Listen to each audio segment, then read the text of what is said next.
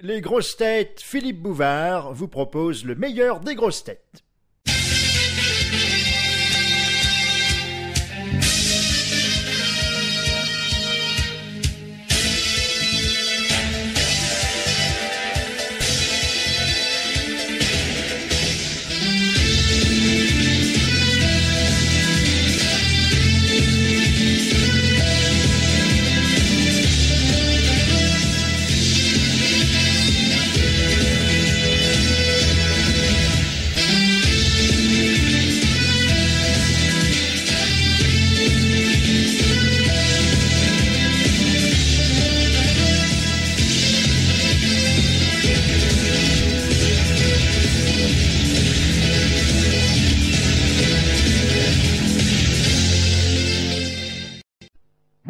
La femme la plus jolie, la plus intelligente, la plus drôle et la plus mystérieuse des grosses têtes, Isabelle Mergo.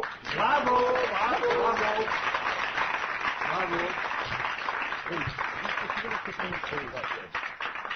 L'homme le plus courtois sur le plan de la politesse et le plus poli sur le plan du crâne qui aujourd'hui reflète merveilleusement l'éclairage du grand studio. On pourrait se raser en se regardant dans le crâne de Jean-Pierre Coff. Bravo, bravo, bravo.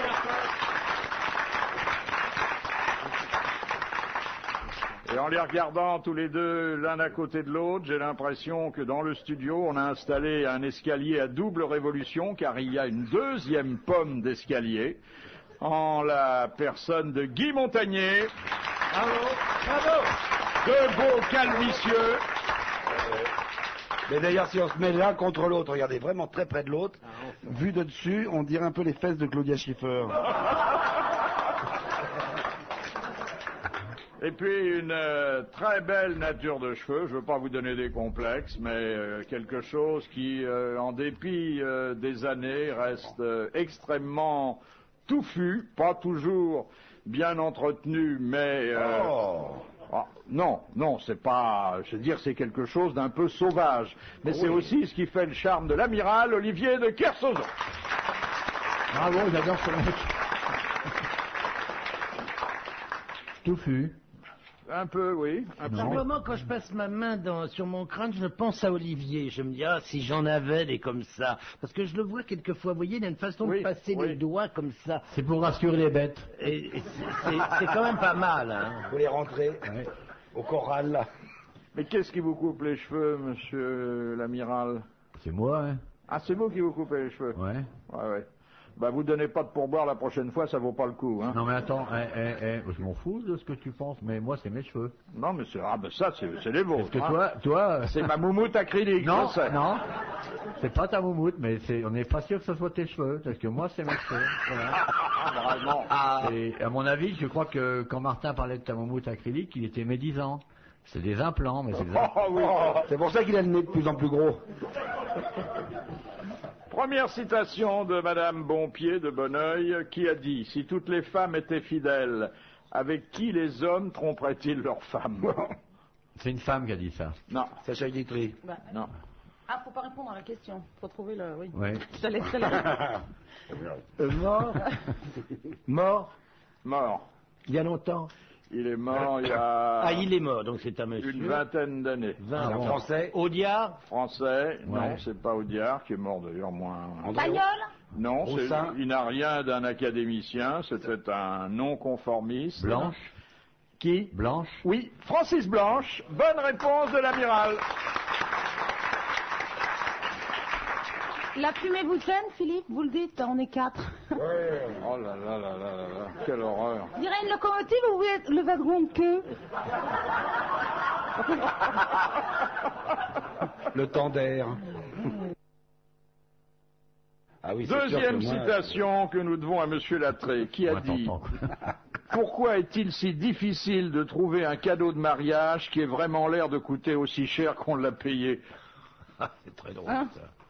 Francis Blanche aussi. Non, c'est... Il est mort? Il est mort il y a plus de 50 ans. Oh là, bah alors. nous ne l'avons pas connu, mais ses pièces sont encore à l'affiche. Sacha Guitry. C'est Courteline. Courteline. Bonne réponse d'Isabelle Mergo.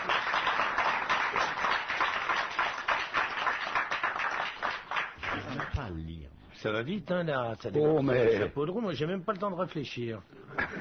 Ça, c'est une vitesse incroyable. Ben, vous aurez peut-être, là, si vous voulez, le temps de réfléchir, mais vous n'aurez pas le temps de répondre. On a Enfin, sauté. c'est comme ça que ça commence. Hein, C'est bien, c'est bien. sauté Non, de mais la je suis chevrette content et des gars. qu'on parle pas de cul, tout ça, que ça soit... Oui, c'est agréable. Attends, ça va venir, attends, Hein ça va venir. Très sérieux. Attends qu'il nous trouve une question salace, tu vas voir, avec des doubles sens et tout. Vous avez besoin d'excuses maintenant pour parler de cul? Question de Monsieur Blavier. Où trouve-t-on des miroirs de courtoisie? Dans les toilettes, les voitures. Dans les voitures. Ah oui, dans les Ah, bah voitures, oui. exactement. Eh oui, c'est le petit miroir situé à l'avant droite, généralement. Passager. Et oui, Et et conducteur aussi Et maintenant. conducteur. le conducteur aussi, On oui. peut se maquiller en conduisant, c'est pas dangereux du tout. Il n'y en a pas derrière. Quelquefois, mais ils sont incrustés À côté sur de les l'armoire. côtés. Ah, mais Ça, c'est les oui, c'est vrai, ça rétroviseurs. dépend des voitures qu'on a. Oui, Les grandes voitures. Excusez-moi. Dans la voiture de Philippe, c'est le miroir à l'arrière, il est à côté de l'armoire. Tu vois où est le cheval d'arçon quand tu rentres. T'as le cheval d'arçon, tu marches, tu passes par les toilettes, la cuisine, tu montes le petit escalier, et là il y a une très belle armoire normande, et il y a le miroir. Question de Monsieur Desfossés. Pourquoi Sissi, impératrice, reçut-elle 12 000 ducats de son époux le lendemain de sa nuit de noces? Qu'elle était Parce bonne. qu'elle était bonne. On devait Parce qu'elle payer était à l'époque. vierge. Elle était vierge et c'était une indemnité de virginité. Ouais. Bonne réponse de Jean-Pierre Coff. Bon, on C'est va très payer, on va injuste. payer un coca, c'est tout. Et moi, rien du tout. Un coca, toi? C'est tout. Mais c'était bien. Le coca? Oh. Non, le coca. Une telle vulgarité de t'offrir un coca, ça devait être un voyou. C'était un fauché. Puis il était peut-être pas sûr que je sois vraiment vierge. Ah, un incompétent. Mais c'était un usage tout à fait courtois que de... Hein? D'offrir un coca? Non. Donner 12 000 ducats à une dame qui vous avait fait don de sa virginité, on savait vivre en ce temps-là. Ah ouais. Ah oui, entre un coca et 12 000 ducats, c'est sûr qu'il n'y a pas photo. Question de Madame Corroyer de Dieppe. Que signifie le verbe encaquer? E-N-C-A-Q-E-R. Mettre en caque, mettre dans une caque, C'est-à-dire dans dans un un récipient. Voilà. Et alors ça se dit de qui? Des harengs. Des harengs. On met des harengs en caque. Et c'est-à-dire qu'on les serre, on les presse, on les sale, on les fume dans une barrique. Bonne réponse de l'amiral et de Guy Montagnier.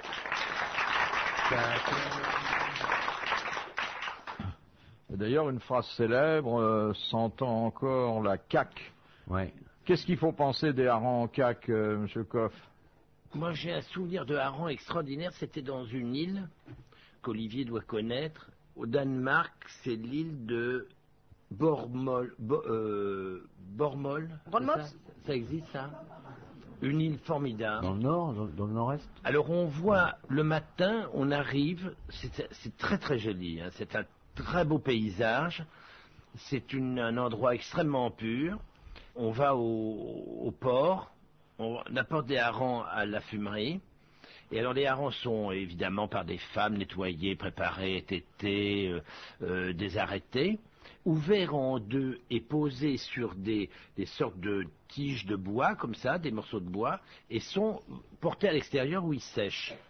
Et ensuite, on les met quand ils ont pris l'air, tout ça, ça se passe dans la matinée, c'est rentré dans des cheminées qui sont chauffées avec du bois d'aulne, avec des personnages extraordinaires qui ont des sortes de grosses serpillères qui en même temps mettent de la fumée sur le feu. Enfin, c'est très étonnant. Et on sert ça avec du jaune d'œuf. L'île de Bornholm. C'est un tout petit endroit, absolument ravissant. C'est au-delà du délicieux, le hareng frais comme ça, juste fumé, servi tiède, sortant du four, et les gens viennent de partout, ils font ça... Il est servi dans la serpillière ou... Non.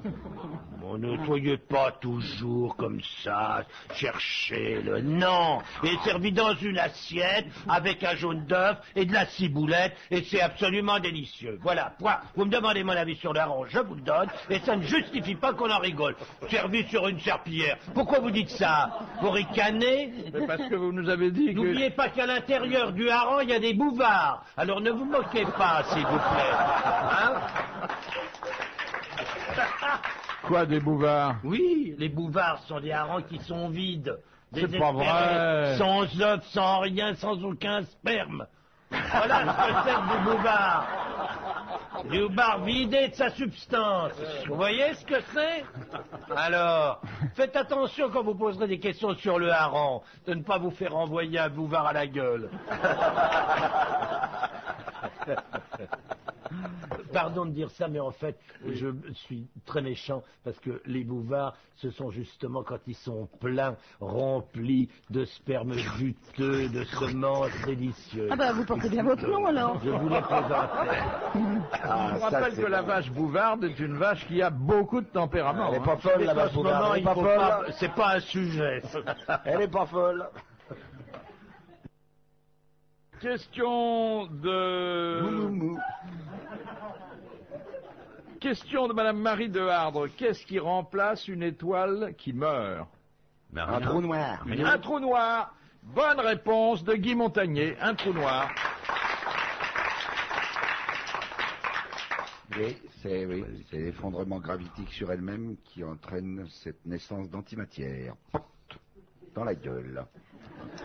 Et tac. Question de Monsieur Sultan. Qu'est-ce qui fut inventé pour dissimuler la grossesse de l'impératrice Eugénie? Eh ben, Une robe.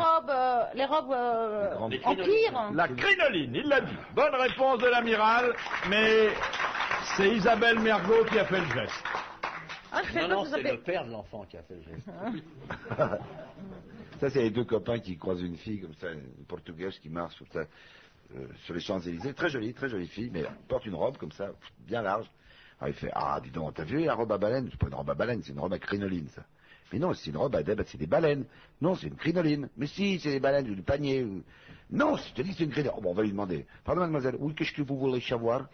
Votre robe, là, c'est quoi qui a fait gonfler? Baleine ou crinoline? Non, non, je me crêpe le poil.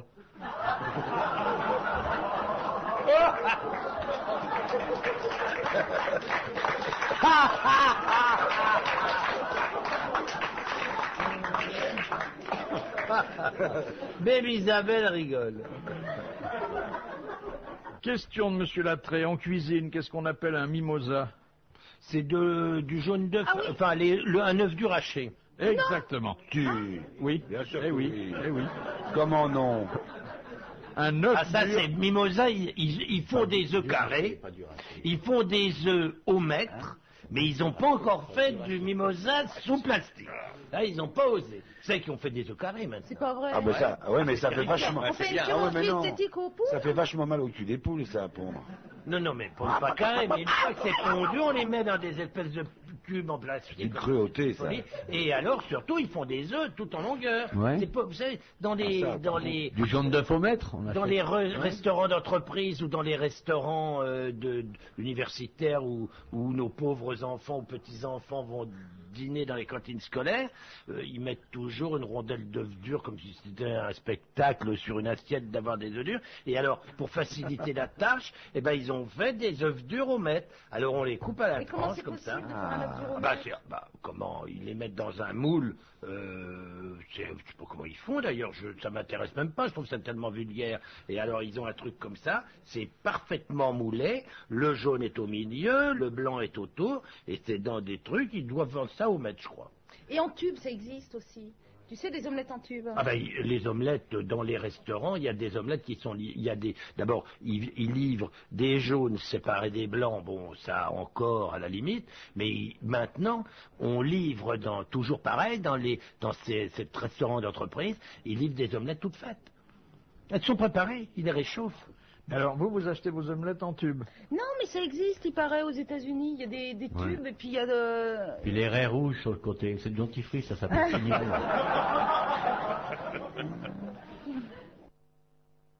Question de Madame Pruvot. Qu'en dit-on d'une indisposition qu'elle est gravidique?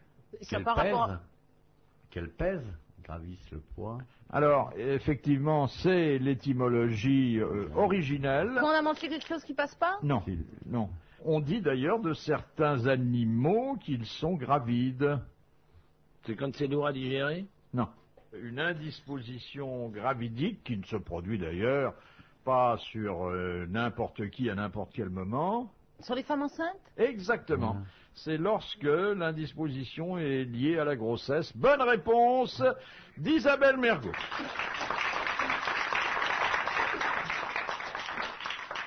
C'était pas facile. Hein. Non, ça c'est vrai, il faut le reconnaître. Surtout quand on n'a jamais été enceinte. Ah oui. Bon, pourquoi tu me balances ça comme ça, d'un air un peu méprisant? Ah, c'est pas méprisant du tout, c'est au contraire très admiratif. Pourquoi ça peut pas être admiratif ni méprisant? C'est rien, Tu c'est un aurais été état. enceinte et que tu aurais eu une indisposition gravidique, tu aurais pu te Dick. Comment vous dites? Reverse. Dick. Je vais passer à la question, hein, pardon. Enfin bon, débrouillez-vous avec ça. C'est ce que je veux dire. On ne sait pas si elle n'a pas été enceinte. Hein? Si, Dick je le Rivers. sais. Non, non. Votre teckel, comment vous l'avez eu? Mais je sais pas de teckel. Qu'est-ce que c'est comme Des chien? chats. Un labrador. Ah si, un labrador. Un labrador. Ouais, Mais ouais. tu le sais pas, putain. Mais je croyais que t'avais des Alors chats. tu fais semblant de t'intéresser à ce que je dis, c'est ça, hein, comme la plupart des gens. Hein. Qui vous regardent droit dans les yeux, qui font oui de la tête, et puis tu t'aperçois que pouh, Ah, ça va pas ça bien. passe au-dessus. Mais non, je croyais que tu n'avais que des chats. Mon labrador s'appelle Fivette. Fécondation in vitro, transplantation embryonnaire, je l'ai déjà dit. Ah non, tu l'as dit à quelqu'un d'autre. Ah non, tu me l'as jamais dit, sinon tu penses bien que je m'en souviendrai. Si, puisqu'on a parlé de ton chien aussi. Ben, en ce moment, je peux te dire Tu que... commences par un F comme Fivette, on l'a eu ensemble. Enfin, pas En ce ensemble. moment, moi, c'est pas d'in vitro. Ma petite jolie et Fairbanks, là, c'est pas d'in vitro, je peux te dire. Ah, il se saute dessus. Ah, comment? Bah, des bêtes. Féconder in vitro, ça Et veut pas elle dire est- qu'on a fait l'amour dans une Ah, église. comment hein. elle est formidable. Rien à voir. Et elle est. Mais pourquoi tu veux avoir des chiots? Oui, j'en voudrais, oui. Écoute, elle est tellement jolie, lui est tellement beau que c'est dommage de ne pas leur faire d'enfants. Et alors, il faut les aider, hein. Ah oui. Ah ouais. Bah oui, ils sont très très longs, je vous ai dit, c'est des basséounts. Alors, Ah. évidemment, normalement, le chien prend la femelle par la taille. Oh oui, par la taille. Bah oui, à la hauteur Ils vont des se hanches. promener au clair de Non, lune. mais non, pour la prendre. Ah, pardon. Il prend les pattes avant, on serre la taille de l'animal. Et là, ils sont tellement longs, c'est pas que M. Fairbanks aurait un sexe trop court, c'est pas ce que je veux dire, au contraire. C'est que la Mais- femelle a le cul trop loin. Mais tu vois, comme c'est des animaux extrêmement longs, alors il faut le prendre délicatement, et puis dès l'instant où on sent une sensibilité érectionnelle, alors à ce moment-là, on Comme le... c'est bien dit. Ah, Une c'est sensibilité érectionnelle. Et alors on le tire, on prend les pattes, et on les En plus, met il tire son sur chien, les il tire pattes son avant- sur les pattes avant de la femelle, et alors à ce moment-là, il trouve effectivement le sexe de ma petite jolie, Oh. et on guide évidemment d'une main délicate, et on lui permet de s'introduire plus facilement. Ah, tu fais ça? C'est toi qui le fais? Bah bien sûr. Ah ouais. Et après, on les C'est fait mon bouger. chien. On les fait Ah, bouger. Ah oui. écoute, Est-ce qu'il faut les faire bouger? ah non, non, une fois Ils bougent tout seuls. dans une situation coïtale, il faut les laisser faire. Il lui paye un coquin après? Mais alors, est-ce que là, chez vos animaux, la sensibilité érectionnelle débouche toujours sur la situation coïtale? Ça débouche la chienne, Ah, surtout. elle débouche, oui. C'est s'il a la queue en tire-bouchon, hein.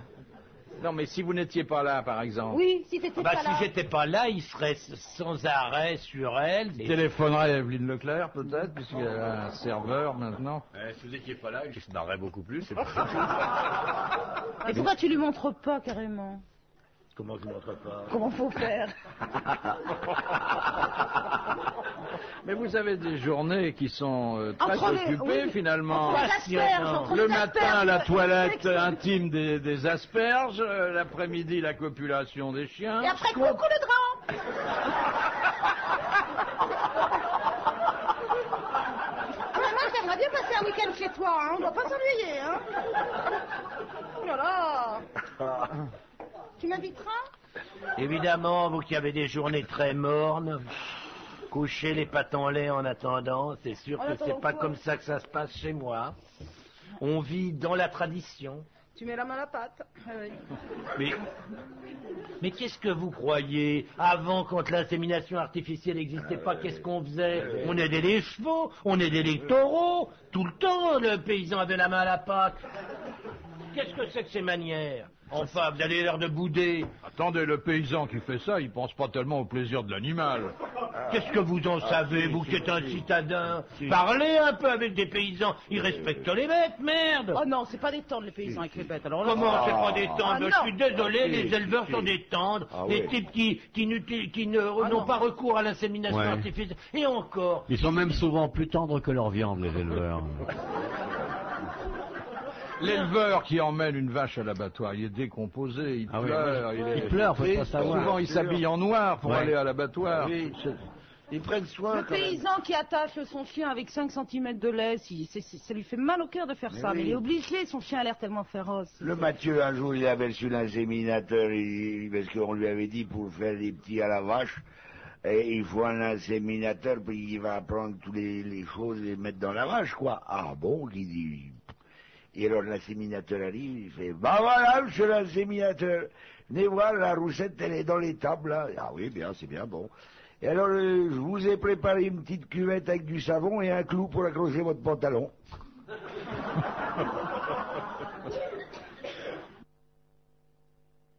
Question de Madame Toulousian.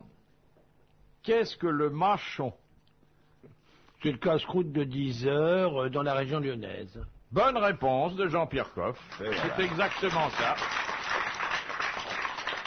On mange de la cervelle de canut, une rondelle de saucisson de Lyon, avec un peu de pommes de terre à l'huile. Enfin bon. C'est entre le Du petit bonheur. déjeuner et le déjeuner. Ah oui, c'est 10 heures. Ah oui, le 10 heures, bien sûr. C'est l'heure à laquelle on commence à Non mais déjeuner. attendez, c'est un 10 heures un peu copieux quand même. À 10 heures, tu fais C'est midi, un quoi. repas. Ah non, pas copieux, à On table a, aussi, hein. on a en général, ça dépend des régions. Il n'y a rien de mieux que le casse-croûte de 10 heures. Pour À moi, condition de c'est ne pas le- se réveiller à 11 heures, parce que sinon... Non mais... Moi, en ce qui me concerne, je le saute toujours. Hein. J'arrive jamais à le choper, celui-là. Tu te lèves à 6 heures du matin, tu prends une tasse de café, un bout de pain, un machin Ou un comme petit ça. vin blanc de... Non, non, toi, non, mais non, mais Petit non. vin blanc, c'est quand t'as à conduire. Non, mais ça, Quand t'as de la route vous à voyez, faire. vous tombez tout de suite dans l'excès. C'est pas, on prend un thé, un café, enfin ce qu'on veut le matin. De thé de préférence, le café, en tout cas pas de lait dans le café. Et puis, vous vaquez à vos occupations, vous allez vous promener. Par exemple, vous baladez vos chiens, et puis vous attaquez le casse-croûte de 10 heures. Ah, quel bonheur. Et ça vous coupe pas l'appétit pour le déjeuner? Ah non, vous déjeunez vers Il une fait heure. un trou normand à 11 heures. Non, mais tout ça, c'est... Vous voyez bien, vous n'avez pas le sens de l'existence, de la vie. C'est formidable. Vous prenez un petit bout de lard froid. Vous avez, imaginez que vous ayez fait une potée au chou. Il vous reste un bout de saucisse de morteau, un morceau de Ça, lard si froid. j'ai fait une potée au chou la veille, je suis encore sous mon drap, hein. Vous la mangez à quelle heure? Écoutez, vous prenez votre morceau de lard, vous le tranchez comme ça, un beau bout de pain, mangez ça avec un coup de blanc, un verre de chavignol, un petit peu de chenin, un truc comme ça. À 10 Vous heures. êtes en forme. Ah oui, à 10 heures, 11h15, vous Ouais, pétez le feu, vous pouvez travailler jusqu'à 1 Ah, bah, si heure, tu pètes 1 le heure feu, et tu vas sous demie. les draps. À 1h30, vous passez à table. Mais ça veut pas dire baffrer le mâchon. non. Ça veut dire, écoutez, une bonne poêlée de gras double, ça n'a jamais fait de mal à personne à 10 heures du matin. Ah non, C'est bon. Ah oui, oui, non, non, c'est vrai. Ouais. C'est- Toi, avec ce que tu bois, tu prends du gras normal, et puis... Bon, écoute, Ça vous fait me comme si trouvez t'étais gros, gros, là. Non. Franchement, vous me Non. trouvez gros. Non. Non, je voulais dire Écoutez, par rapport à la merde. vision, tu prends du gras normal, t'as du gras double avec ce que tu bois. Mais moi j'aime le gras. Excuse-moi de te dire ça, le gras du cochon, moi j'en ai marre de ces cochons avec 3 mm et demi de gras, ça m'amuse pas du tout. Moi j'aime le cochon avec de la belle ventrèche épaisse comme ça. Ah oui.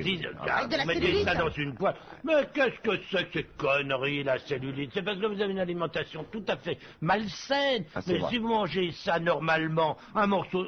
Qu'est-ce que faisaient nos anciens dans le temps? Ils mouraient ben, tous ils crevaient, maigres. ils crevaient Non, pas, c'est ça. pas vrai. Ils mouraient tous maigres. Bien sûr, regarde Louis XVI, il Vous vous était souvenez maigre. de ce que Francis Blanche disait? Mourez gros, mourez maigre, la différence est pour les porteurs.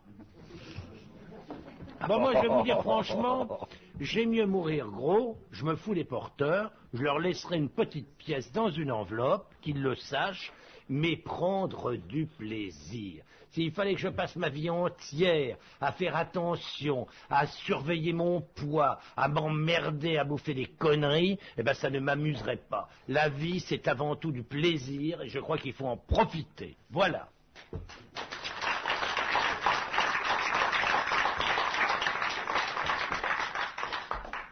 Mais vous en profitez vous-même, Mais vous êtes un homme heureux. Oh, mais attendez, Oh, je me alors. suis bien gardé de vous contredire. Ah bon. Heureux. Oui, mais vous n'avez pas abondé dans mon sens.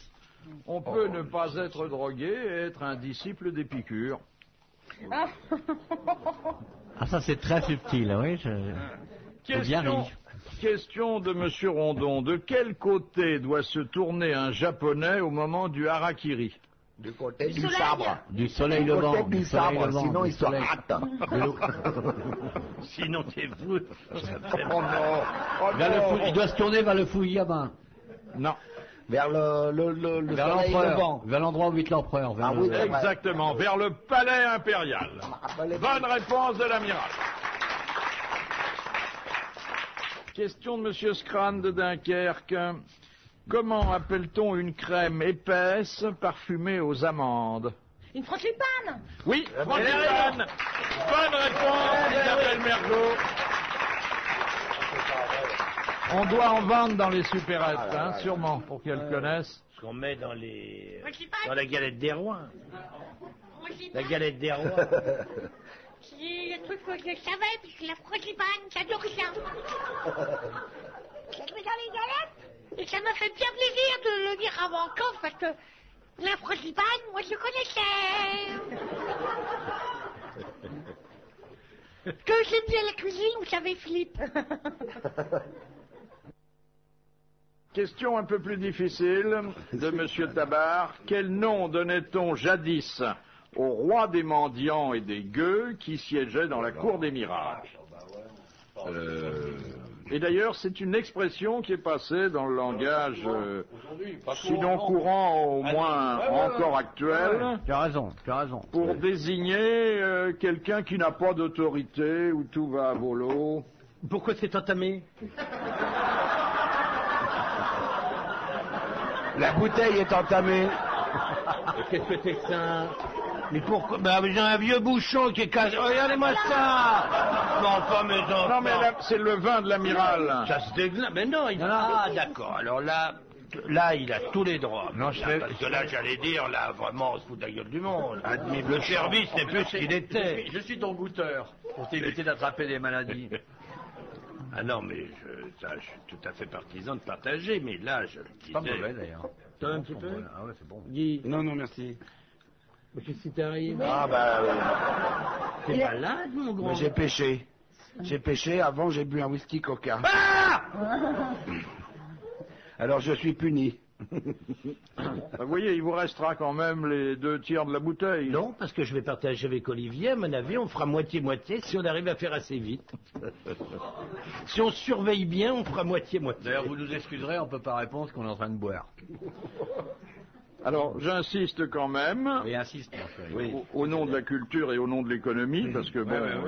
Qu'est-ce que c'était déjà? C'était quoi ta C'était question? quoi, T'avais une Alors, il y avait la cour des miracles, vous savez, ça donnait un ruret au mur. Bon, chaque soir se réunissaient là les mendiants qui jetaient leurs béquilles, puisqu'ils reprenaient, et c'est pour ça que ça s'appelait la cour des miracles, leur véritable stature le soir. Ils élisaient tous les ans un roi qui portait un nom. Et d'ailleurs, on disait, et on dit toujours, ah, c'est la cour du roi Salomon. Péto. Péto. Ah, c'est Péto. D'où le nom Pétaudière. ouais. Bonne réponse de l'amiral. Et au Moyen-Âge, justement, il y avait un type qui travaillait, un menuisier qui travaillait justement pas loin de la cour des miracles. Et alors, un jour, sur cette espèce de grande scie qui travaillait automatiquement avec de l'eau qui amenait le mouvement dans une grande roue à aube, il fait pas attention, il glisse, clac. Ah, le mec, il se coupe un bras, schlac. Oh, le bras part, blanc. Oh, il dit, c'est pas possible. Oh, plus de bras. Alors, le grand maître menuisier le chasse, parce qu'à cette époque-là, c'était très très dur quand même. Il le chasse. Va-t'en ailleurs, Marot, tu trouveras du travail ailleurs, tu iras mendier à la cour des miracles. Il essaye de mendier, mais la concurrence est rude par là. Alors, il peut plus aimer, il peut plus boire des coups avec ses copains. Aimer, enlacer une fille avec ses 2 bras, impossible. Un seul bras, elle se fout de sa gueule. C'est terrible. Alors il décide de se donner la mort. Alors, il monte dans le grand clocher de Notre-Dame, un des 2 grands clochers de Notre-Dame. Et puis il est là, au-dessus du vide. Oh, je vais me tuer, je vais me jeter dans l'île. Et à ce moment-là, il voit en bas un type totalement manchot, qui n'a pas du tout de bras, qui est en train de se dandiner, qui danse. Oh, mais qu'est-ce qu'il fait? Il n'a pas de bras du tout, il danse, il est heureux. C'est extraordinaire.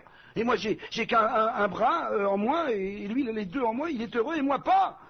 Ah, cet homme vient de me sauver la vie. Oh, je vais descendre, le serrer dans mes bras, enfin dans mon bras, l'embrasser. Ah, c'est fabuleux. Ah, il descend. Il voit ce pauvre manchot qui est en train de danser. Oh, merci monsieur. Quoi, merci monsieur, quoi. Ah ben je vous ai vu danser, c'est une merveille, vous m'avez sauvé. Danser? Ben oui, vous dandinez. Je danse pas, je me gratte.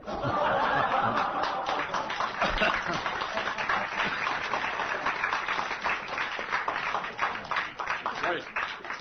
Enfin, bon, c'est une blague médiévale, donc elle peut être truculente et un peu leste. Ouais.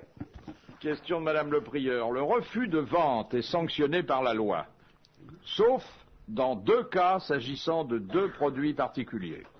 Les armes? Les armes? La Et prostitution. Non. Les armes et la pharmacie. Non. Les armes, c'est sûr. La Les drogue. armes, c'est sûr. La drogue, La pareil. drogue La drogue? Non. La Non, drogue. pas la drogue, mais ce qui vient avant. Le tabac. Et que vous L'alcool. connaissez bien, l'alcool. L'alcool. Voilà. Donc, l'alcool, si quelqu'un est jugé déjà Suffisamment ivre, bourré, ouais. et les armes, si on ne peut pas présenter un permis. Ouais. Bonne réponse de l'amiral, et merci à Guy Montagnier. On vend pas d'armes à un mec qui a Alors que si on laissait circuler dans la rue des mecs avec des armes ivres-morts, ça résoudrait le chômage rapidement. Hein. Ah, bah oui.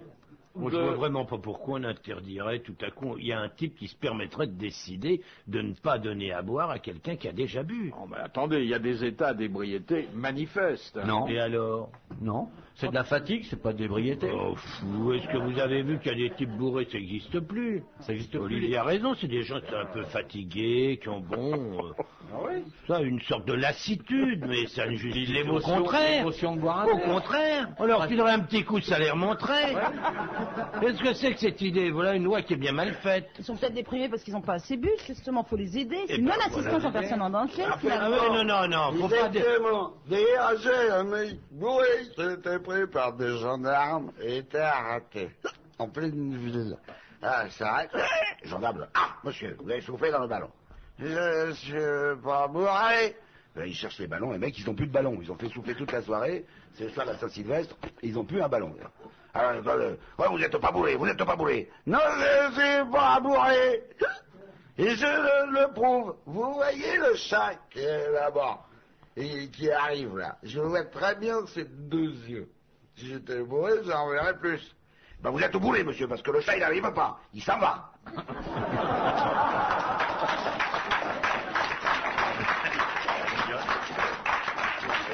Je crois que, permettez-moi, mais je la connais depuis ma plus tendre enfance, il faut ajouter « il s'en va, la queue en l'air On avait Ah compris. oui, mais il n'y a pas besoin de préciser, tout le monde a compris. En tant que l'échec officiel, mon cher Philippe, vous n'avez pas tort. Vous n'avez pas tort. Mais, quoi que son histoire est très bonne. Touchez ma bosse, monseigneur. » Question de Monsieur Pontel. Pourquoi Saint Jean-Baptiste peut-il être qualifié d'acridophage? Parce qu'il mangeait quelque chose. C'était Oui. quoi, crido? Qu'est-ce qu'il a mangé dans le désert? Des grillons, des criquets. Oui, exactement. Il a des sauterelles et des criquets. Bonne réponse de Guy Montagnier. Et après ça, il a traversé tout le désert en sautillant. Vous avez déjà mangé des criquets, Monsieur Coff? Non. Non. Et des sauterelles? Non. Non, j'ai mangé des fourmis, mais pas de... T'as C'est mangé bon, la des fourmi? fourmis, mais Oui, pourquoi au t'as chocolat, mangé des c'était fourmis? Cochelet qui faisait ça. Oui, oui. Des Fourmis fourmis. au chocolat, des fausses fourmis alors. Non, non, fourmis, des mambala. fourmis qui étaient Trempées dans le chocolat. trempées dans le chocolat, oui. Elles adorent d'ailleurs. Hein. C'est pas mauvais. Mais ça doit être minuscule alors. Ça fait comme Il y les a des petites grosses crottes. fourmis. Comment s'appelaient tes fourmis? Les fourmis mambala, Eh ben oui. trempées dans le chocolat. Des grosses fourmis. Il n'y a plus de chocolat que de fourmis, ça croque un peu sous là-dedans, comme si on avait tu vois, un petit bout de Petite crotte de nez à l'intérieur. Oui, c'est ça, ça doit ressembler à des petites crottes de Petite nez. noisette, non, une petite noisette, un petit bout croquant comme ça, c'est pas mauvais. Enfin bon, il n'y a pas de quoi se relever. Et la sauterelle frite avec une petite gribiche? Pas eu ça. Ah, Pas c'est mangé. bon, hein, ça croque sous la dent. Ça doit être, on pourrait manger des pâtes arrière de sauterelle comme des grenouilles, ça doit être, c'est de la même taille, la grosse, belle grosse sauterelle. C'est bon, puis c'est bien juteux à On l'intérieur. ferait ça, et des cuisses de sauterelle poulette. Le plus avantageux, c'est l'araignée quand même, il y a 8 pattes. Hein. Oui, mais elles ne sont pas toutes charnues. Ah, ça dépend.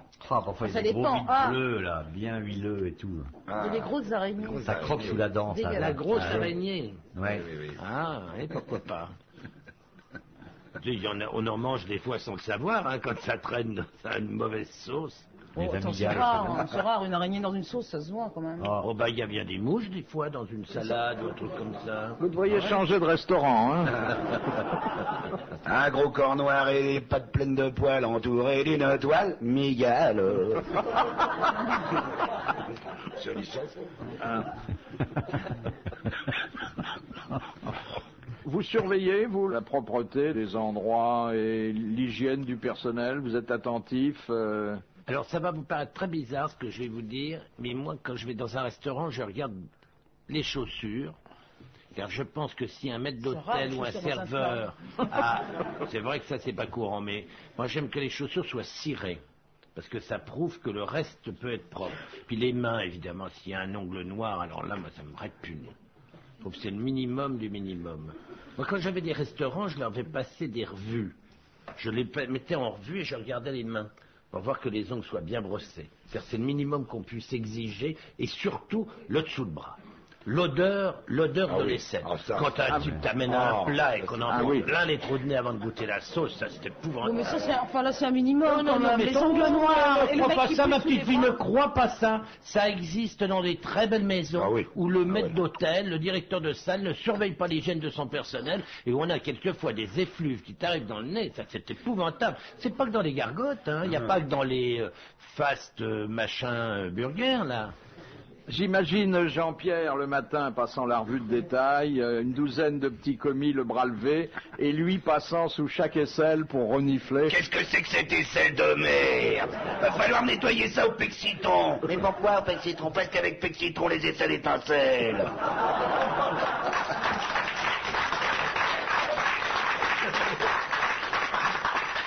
C'est pas le matin qu'il faut faire ça, c'est juste avant le service. Oui. Le matin, passer une revue de main ou de pied ou d'aisselle à 8 heures, ça sert à rien. Ils font la mise en place, ils peuvent transpirer. Et les fesses? Oh non. Fou les fesses, mais, Oh là mais parce que à l'époque, moi chez moi dans mes restaurants, j'avais des douches, les types devaient se doucher, être propres. Mais vous les savonniez pas un peu vous-même avant le repas? Propres. Dans mon Et restaurant. combien même je les aurais savonnés, qu'est-ce que ça peut bien vous foutre, hein? C'est mon affaire et c'est ma vie privée, ça vous regarde pas. Ce que je vous demande, moi, si par qui vous faites savonner, ça n'intéresse personne. Non mais attendez, il n'y avait aucune connotation. Non, mais quand bien même il y aurait une connotation, j'aime mieux prendre les devants et vous dire que vous n'avez pas à vous occuper de ma Mais vie j'ai privée. jamais dit que vous preniez le devant ou le derrière. Hein, je dis. Et quand bien même je prendrais et le derrière et le devant et en même temps, c'est mon affaire et pas la vôtre. Du moment que c'est pas vous qui le prenez, c'est tout ce que je demande. Ah, mais peut-être qu'il regrette. Moi, ce qui me terrifie quand on est dans un restaurant comme ça, un peu douteux et qu'il fait très chaud, c'est les plats en sauce. J'ai toujours l'impression qu'il y a plus de sauce l'été que l'hiver. Oh, Je sais pas si vous comprenez ce que je veux dire. Comme le mec qui arrivait dans une gargote comme ça avec son pouce dans la purée. Oh bah écoutez garçon, qu'est-ce que c'est pour vous mettez votre pouce dans la purée? Bah j'ai un panari alors je tiens au chaud. Enfin écoutez, vous pourriez quand même le mettre ailleurs. Ah bah c'est ce que je fais entre les plats. Là, on peut pas aller plus loin.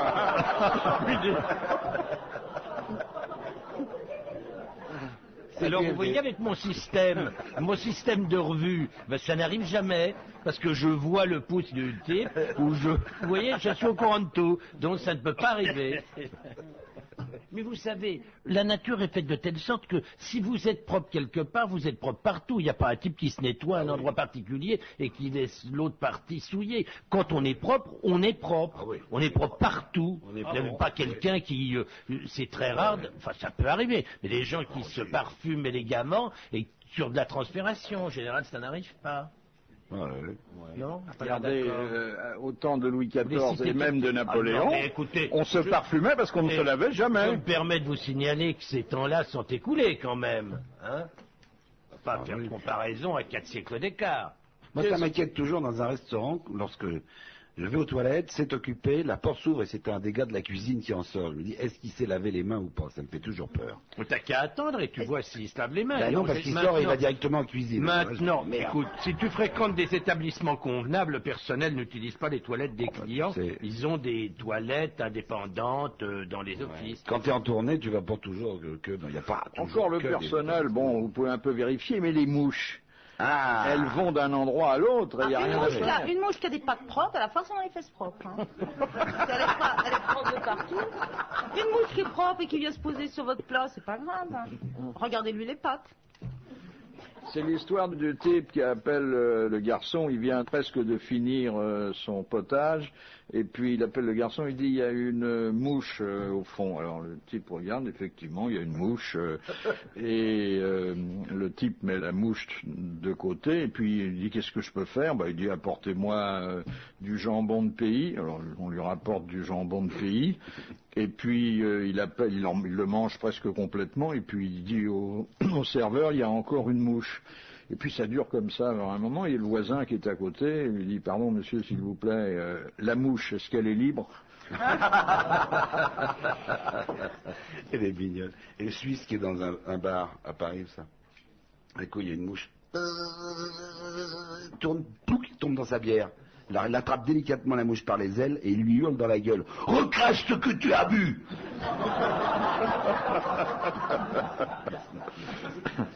Alors moi je recracherai pas, tu peux gueuler. Tu bois pas de bière, toi, Jean-Pierre? Ça fait péter. Ah oui, ça. La bière me fait péter, je ne sais pas pourquoi, donc j'en bois extrêmement peu. J'aime ça, mais j'ai très peur. Mais quand vous êtes seul, ça ne gêne personne. Effectivement, mais je vois pas pourquoi je boirais de la bière tout seul. Tu vois pas pourquoi il peut être seul. Quelle idée de pas en faire profiter les autres. Un petit solo.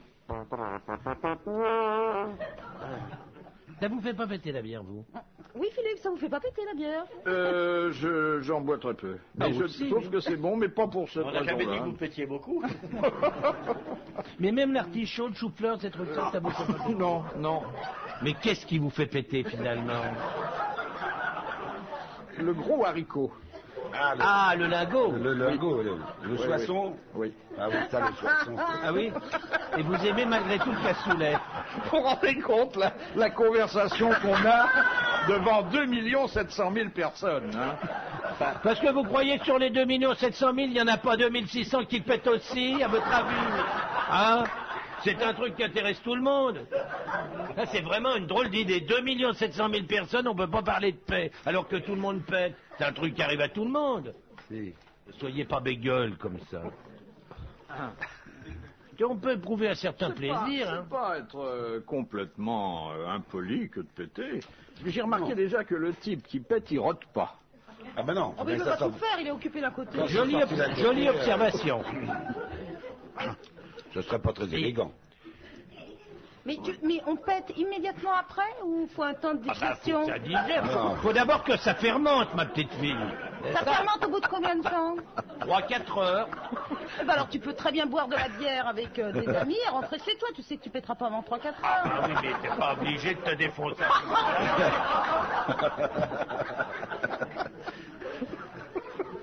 Oui, mais dis donc, après, si t'es en voiture, t'es mal. T'es obligé de rouler avec les 4 portes ouvertes, des fois, hein. C'est pas une question d'odeur, c'est qu'on n'est pas dans une position agréable pour péter assis. Ah oui. Quand on conduit, c'est très difficile de se mettre sur une fesse, vous voyez ce que je veux dire? Parce qu'on a les jambes occupées, donc on peut pas basculer convenablement. Ah oui, mais... position... Alors le P en voiture, je le décommande. Non, sauf quand il y a... Alors là, le Sauf quand il y a des bouchons. Ah, c'est la taille des bouchons, ah bah oui. Tu roules que tu te rends compte déjà de la difficulté. Faut trouver le haricot qui fasse péter. Faut monter dans sa voiture et faut attendre le bouchon. C'est très compliqué. Il faut rentrer dans les embouteillages. Le mieux, si assis, on peut péter sur un divan avec des ressorts, parce que ça résonne. C'est assez joli.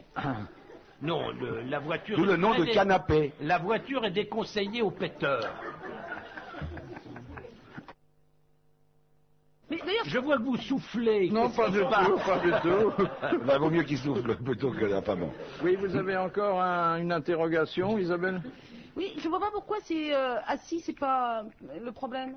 Comment Parce ça que, non, le principe du pet, c'est qu'il doit être libéré discrètement. C'est très rare qu'on annonce, oui, mais tiens, je vais ça- en balancer un. ça- C'est partie de ces trucs qu'on traite discrètement. Et alors, quand on est assis comme ça, moi, ça m'est arrivé pendant les grosses têtes, de le faire très discrètement.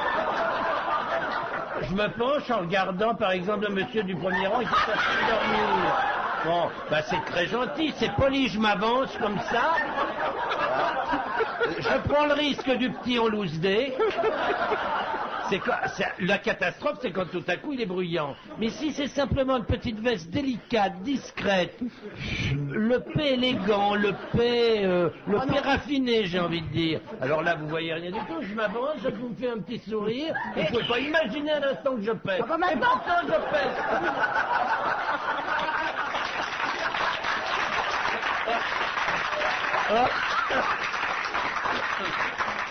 Et si avec un peu de chance, il y a Castelli à côté, on peut tout lui attribuer. Non, non, mais il faut prendre ses responsabilités en face de ça. Derrière ça, parce que c'est derrière. Moi, je suis tout à fait partisan, quand on l'a lâché, de l'assumer. Alors, comment l'assumer? Ah bah, c'est pas extraordinaire, il vient... Vous dites pardon. Oui. Poli, pas d'agressivité. Je vous regarde. Pardon, monsieur. C'est même pas pourquoi je vous dis pardon. Je vous dis pardon. Je me dis, tiens, il est gentil ce type. Je dis pardon. Ça, c'est comme le mec au restaurant qui dînait avec une très jolie personne, et puis il avait bien l'intention après le dîner de... Et puis, elle adore les haricots. Alors, oh, vous aimez les haricots, dit-elle. Elle fait, oh, oui, bah, j'en prendrais bien alors aussi. Alors, il mange.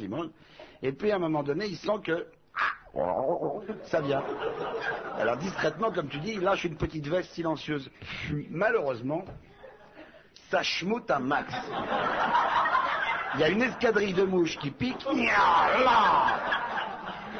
Mais alors, comme il voit qu'à côté, il y a une brave vieille dame qui est avec un petit pékinois vraiment très très laid, et qu'à côté, oh, ce chien, puis alors il l'attire discrètement avec un bout de couenne de jambon, viens là, il pue, il est bête ce chien, c'est épouvantable, excusez-moi mademoiselle, vraiment ce chien est immonde. Alors la vieille qui est à côté, viens ici, Kiki, viens là, viens ici. Bon, il continue le repas, et puis il arrive au fromage, il y en a une deuxième qui arrive. Oh là, il n'y a plus de mouches à abattre, mais enfin bon, ça schmoute quand même un max. Il y a des plantes à côté, là, commence à baisser le nez. Il attire une deuxième fois le chien avec une bout de couenne de jambon, un bout de fromage. Le chien, il pète ce chien, c'est épouvantable. La vieille, viens ici, Kiki, viens là. Il arrive au dessert, et puis encore une troisième qui arrive. Alors, il attire avec un bout de gâteau, le chien est nouveau. Le chien s'approche, le mec. Et la vieille fait, Kiki, viens ici, tu vois pas que le monsieur va te faire dessus?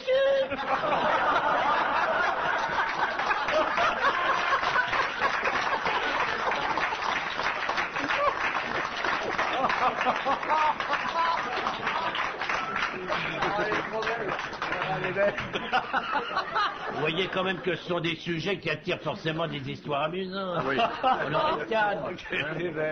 Quand vous nous posez une question sur Ramsès, c'est difficile de parler des faits de Ramsès. T'as jamais vu une momie pétée? Alors que là... Jamais vu une momie.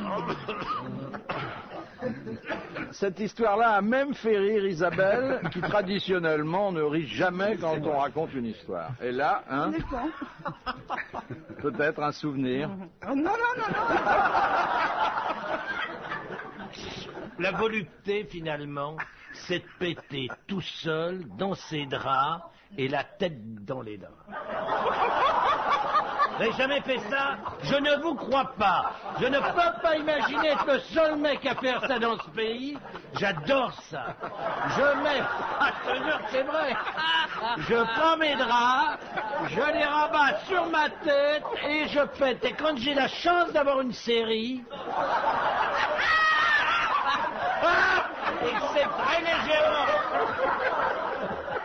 Je ne demande pas que ça soit tout le temps odoriférant, mais une petite odeur légère qui me rappelle ce que j'ai mangé.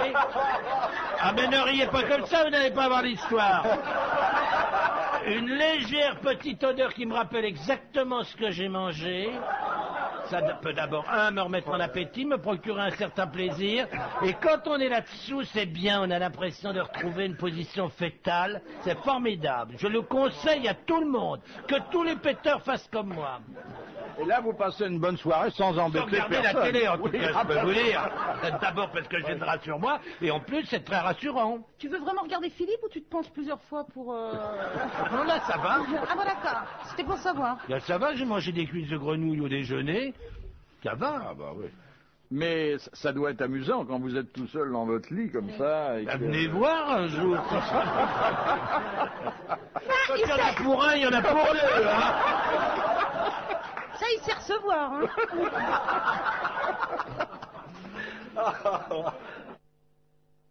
Question de Madame Douchy. Quel nom donne-t-on à un mélange de feuilles de salade diverses?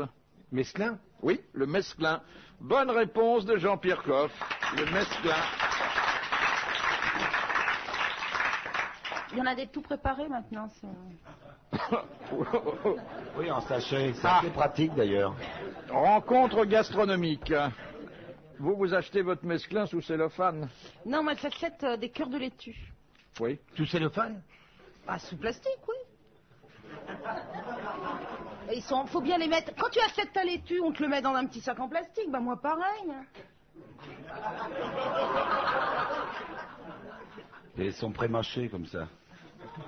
C'est un Alors peu donc vous achetez moisi. votre salade sous plastique. Sous plastique, Votre que des cœurs de petit pot laitue. d'assaisonnement. Bon, elle l'a déjà en litre, Oui. sûrement. Oui, parce qu'il y avait des promos la dernière fois. Ils en vendaient 2 pour le prix. À l'échalote et à la moutarde. Comme ça, je peux faire un petit panaché. Tu resteras vieille fille. Tu ne trouveras pas un mec pour t'épouser. C'est Oh, pas dit, ça, c'est alors pas là, je dit. suis pas sûr. C'est honteux, ces trucs-là. C'est lavé à l'eau de javel, ça sent le chlore, c'est nul. vrai. Dès que ça a passé 2 jours, le trognon, la queue de la salade est toute jaunasse. Ça passe Vous commencez jamais à 2 les jours. prendre- Quoi? Ça passe pas 2 jours. moi. Comment ça passe pas 2 jours? La date limite de conservation est de 4 jours. Qu'est-ce que tu racontes? Il y a ça dans les magasins pendant les journées entières. C'est...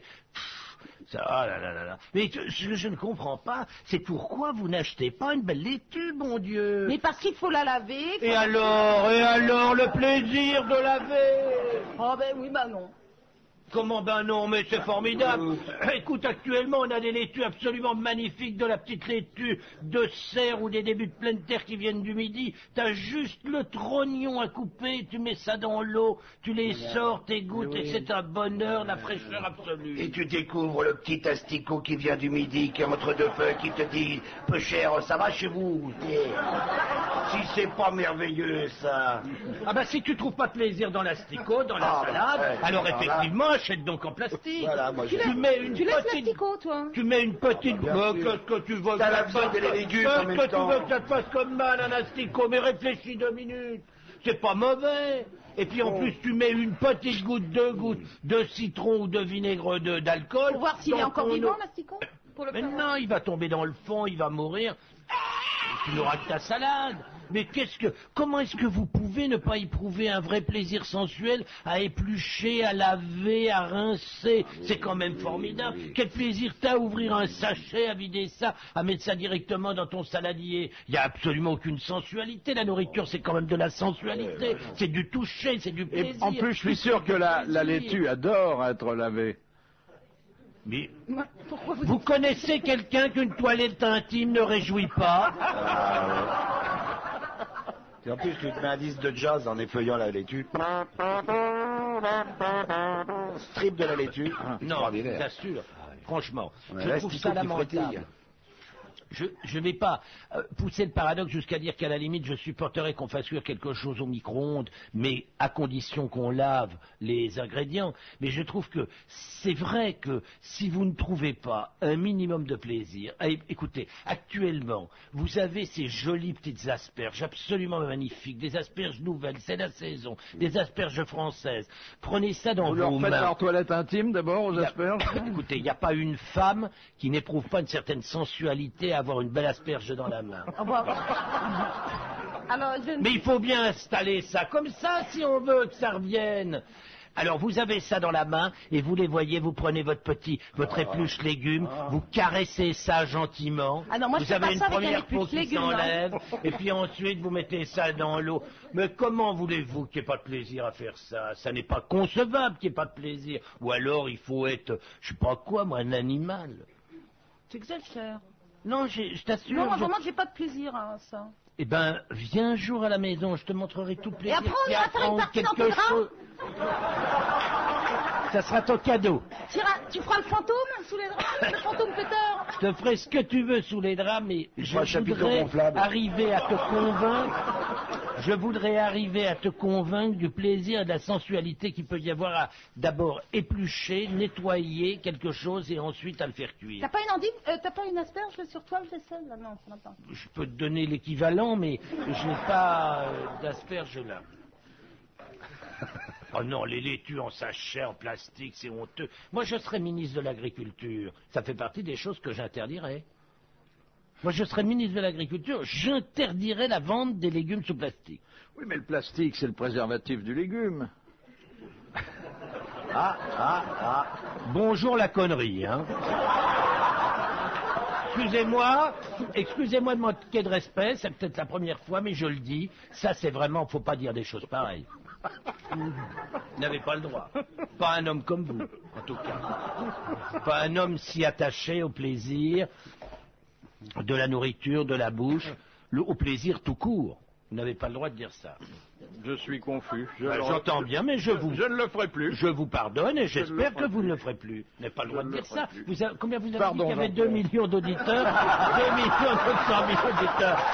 Vous vous rendez compte 2 millions 900 000 auditeurs qui écoutent une connerie. Ça fait mal.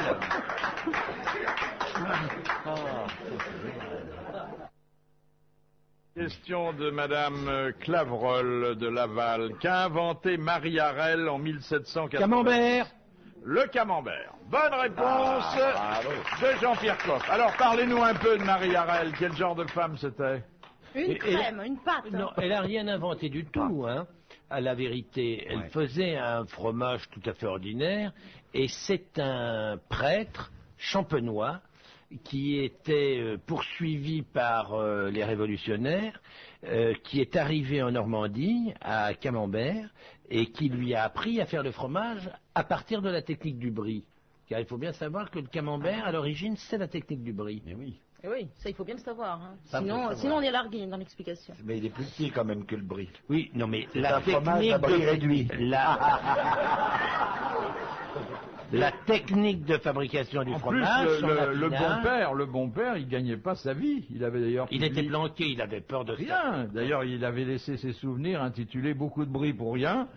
Et Marie Harel, Vous vous rendez compte que ça peut être humiliant? Vous me posez une question en me disant c'est quoi le camembert? Tout ça pour dire 2 trucs comme ça. Non, mais en fait, il était caché, c'est parce nul. qu'il était poursuivi, C'est nul. et c'est dans une pièce minable. Et il y avait, le toit était pas très bon, et il pleut beaucoup dans cette belle région de Normandie. Si bien qu'il est devenu enrhumé.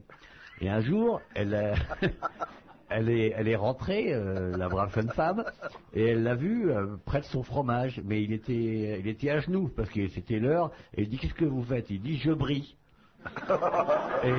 Et il a éternué sur le fromage, apportant le microbe merveilleux du brie, qui lui a permis après de donner, grâce à cette technique, je brille, à tout. Le glavio est tombé sur le camembert, et tout à coup, ça s'est animé de minuscules animalcules, à peine percevibles par l'homme, mais qui, grâce au microscope, peut distinguer tous ces petits animaux qui se baladent à l'intérieur de ce fromage. Alors quand après elle est rentrée chez elle, elle a dit à son mari, tu sais, on a une nouvelle technique pour le fromage. Et il lui dit, oh, c'est louche. Et c'est pour ça qu'on dit Camembert à la louche. En fait, ça c'est une des versions, parce qu'il y a une autre version aussi qui dit que cette brave femme avait fait du beurre en la baratte comme ça. Elle l'avait mis, en attendant, dans un petit coin, puis il l'a oublié. Et un jour, le beurre avait tourné et s'était transformé en fromage. Et qu'a-t-elle dit? Elle a dit, oh, Camembert. D'où plus tard le nom Camembert. Ah ouais, Et moi, je vous dis, et merde.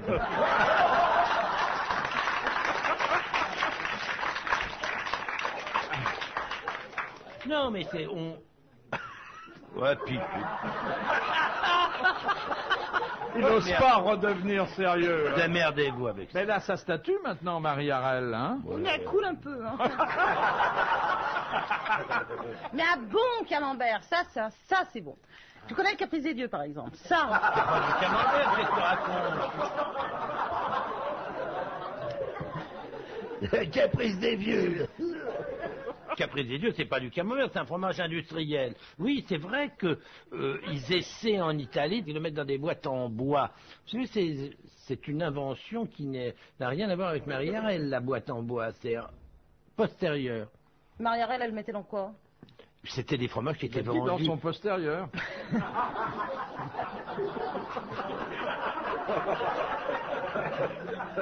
Ça y est, il a craqué.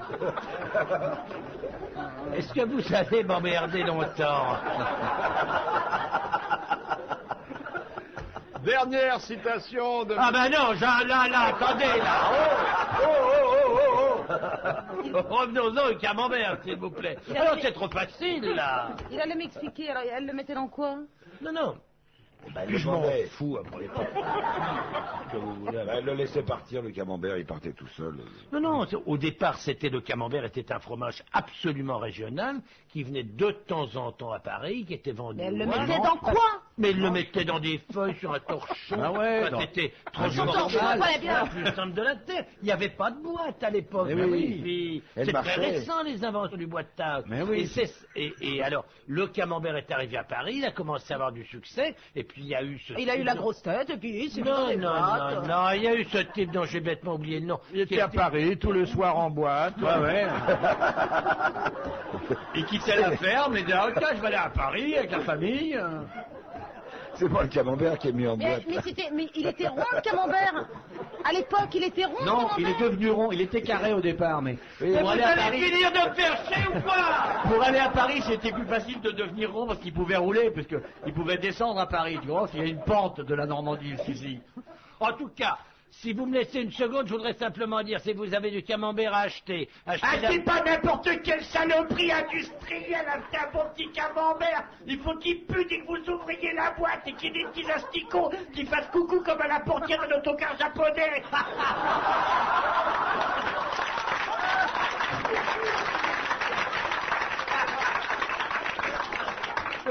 Je profite juste une petite interruption pour dire, achetez-le d'origine de Normandie, achetez-le au lait cru, et puis après ça ira très bien. Voilà.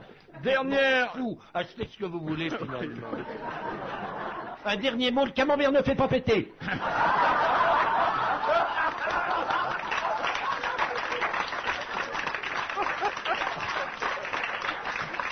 C'est marqué sur la boîte, non? Non mais il devrait le marquer sur la boîte.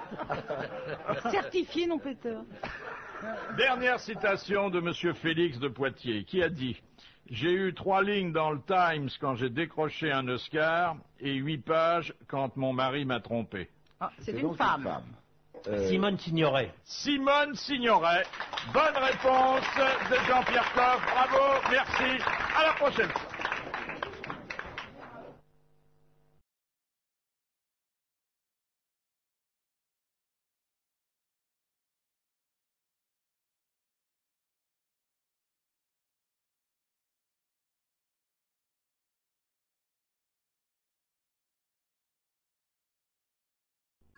Les grosses têtes Philippe Bouvard vous remercie de votre écoute. Les grosses têtes de Philippe Bouvard, tous les jours de 16h30 à 18h, c'est sur RTL.